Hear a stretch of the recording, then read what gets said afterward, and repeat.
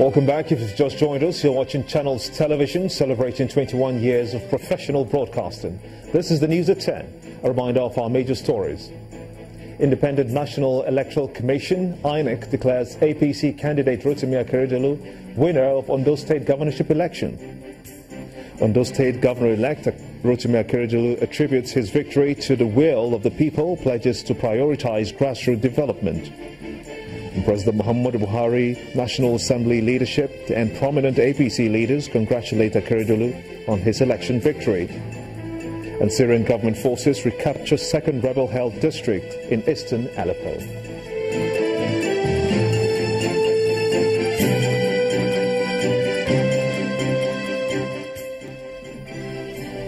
Do remember that all our top stories can be found on our website is channelstv.com and on youtube.com/channelsweb. Log on to m.channelstv.com to view us live on your mobile device. You can also download the Channels TV app for Android, iOS and Windows phones from their respective stores. Besides the news and updates, the Channels TV app has an eyewitness feature. We encourage you to use it to share those pictures, videos or news of happenings around you. Just install the app, then tap and swipe to reveal the eyewitness menu and follow the instructions.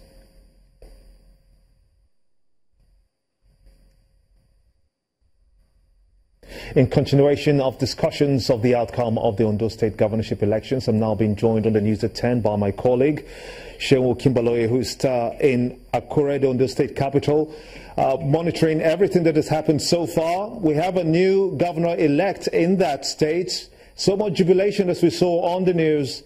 You must have witnessed it firsthand. But what more do we know from the second party in contention, the PDP? Have you heard anything from that camp? Of course, Gimba, the town has been very peaceful immediately after the election results were announced and the winner has been determined in this election. Of course, a lot of people had anticipated that there might be some violence after the election, but that is exactly, it didn't happen. So it's been very peaceful in town. Security operatives are still very much in town trying to keep the peace of the city. But from the PDP side of things, there was a press conference addressed by the candidate of the People's Democratic Party, Mr. Yita Ojegede, who had mentioned that there were some issues of inducement of voters, there's some irregularities, the issue of card reader failures.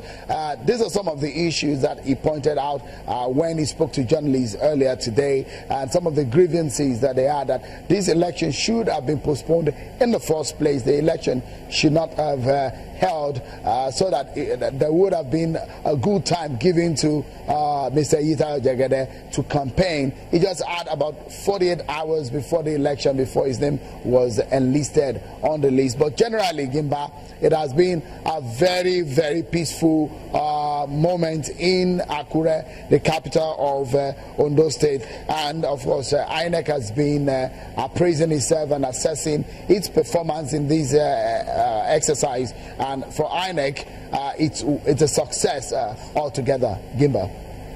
The PDP, let's just focus on them a little bit more and get some more information, if we can, from you, because you are there at ground zero.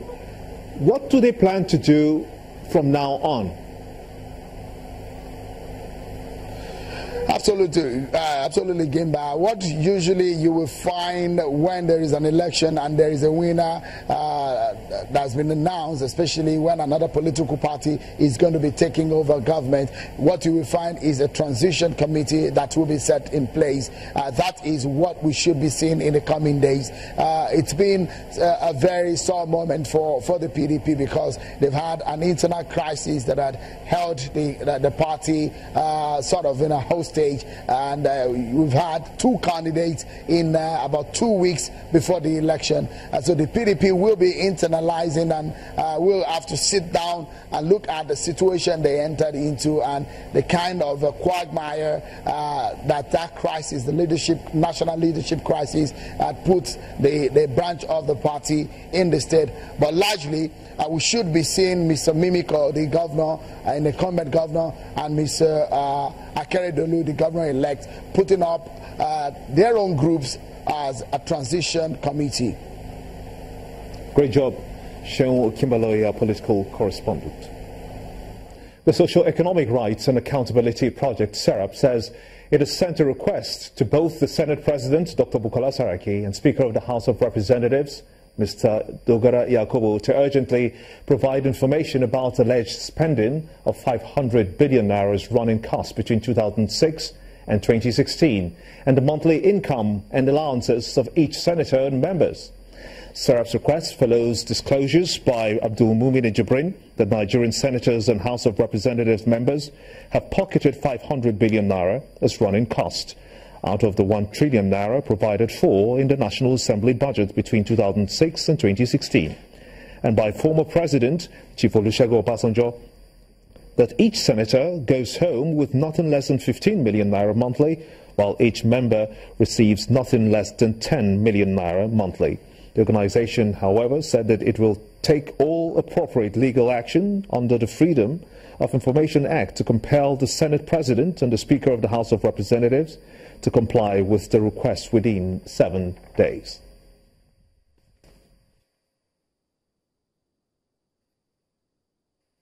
All hands must be on deck to scale up the prevention of HIV and AIDS in Nigeria, especially government intervention and support of persons living with HIV and AIDS. Well, this is the message from the Acting Director General of the National Agency for the Control of AIDS, Mr. Kayode Ogungbemi, as Nigeria prepares to mark World AIDS Day on December the 1st. Mr. Ogungbemi says out of 1 million persons targeted yearly for intervention and treatment, federal government is only able to handle 100,000 cases, with 90% dependence on donor countries and agencies. This church service at the Cathedral Church of the Advent Life Camp, Abuja, is for the management and staff of the National Agency for the Control of AIDS, NACA, the first in series of events to mark World AIDS Day coming up on Thursday, December 1st. With the theme, All Hands Up for HIV Prevention, the focus this year is to look at different aspects of strategies for HIV prevention known to be cheaper and safer than cure. The Acting Director General of the National Agency for the Control of AIDS says, despite the successes recorded in the treatment of persons living with HIV/AIDS, there is still much to be done to scale up prevention. We still have a long way to go, not only in terms of research, even in terms of providing adequate funding to treat the 1 million patients I just mentioned. Out of the 1 million patients, the country is actually treating less than 100,000. We rely on donors for the treatment of about 900,000. The theme of the sermon preached at the service, which also coincides with the 27th anniversary of the Church of the Advent, attracting dignitaries such as the former Vice President Alex Ekweme and former Governor of Imo State Ikedio Hakim, is faith in God. I want to challenge you to look into the future by faith. The Bishop of Abuja and the Primate of Nigeria, Reverend Nicholas Oko, advocates faith for persons living with HIV and AIDS. Faith for new discoveries that will change their fate for the better. They should have faith that tomorrow will be better. And you are aware that experiments are going on. People are doing research, even though it is not pronounced in Nigeria. So the universities and the ministries should collaborate and see how the products of research can be made available to the ordinary citizen. Alongside intensified research, other areas that need to be paid attention are HIV testing and counseling, voluntary medical male circumcision, prevention of mother-to-child transmission, HIV treatment, zero discrimination, no violence and condom use, among others. Omelogo, Nadi Channels Television News. Harmony, tolerance and understanding are some of the qualities required for a marriage, and this is according to speakers at the marriage conference which took place in Lagos today. The event, put together by the Rose of Sharon Glorious Ministry, attracted several top-notch clerics and motivational speakers who gave their recipes on how to sustain a marriage successfully and make it happy. Research has shown the high rate of divorce in the country is one that has given many cause for concern, and that may have informed the decision of the conveners of this meeting, which seeks to get to the roots of the problem. But first things first, a praise and worship session with a special performance by the choir.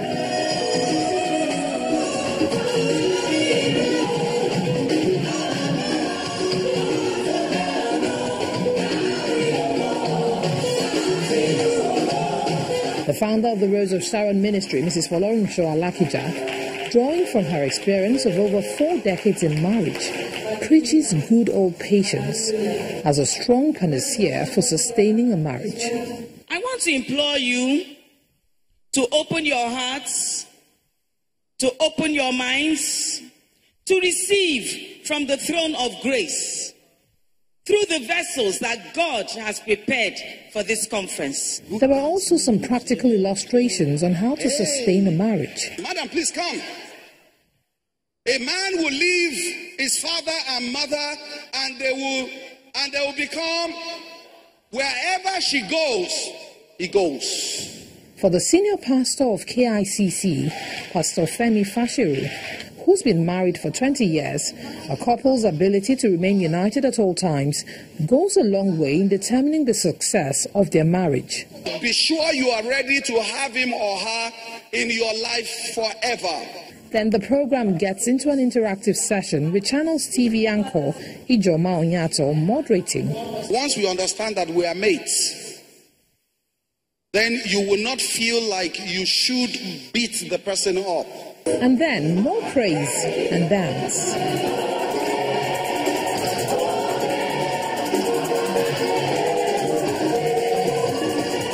From the interactions at this forum, it's clear that a return to strong family values and a combination of love, patience and tolerance are some of the ingredients required for sustaining a good marriage.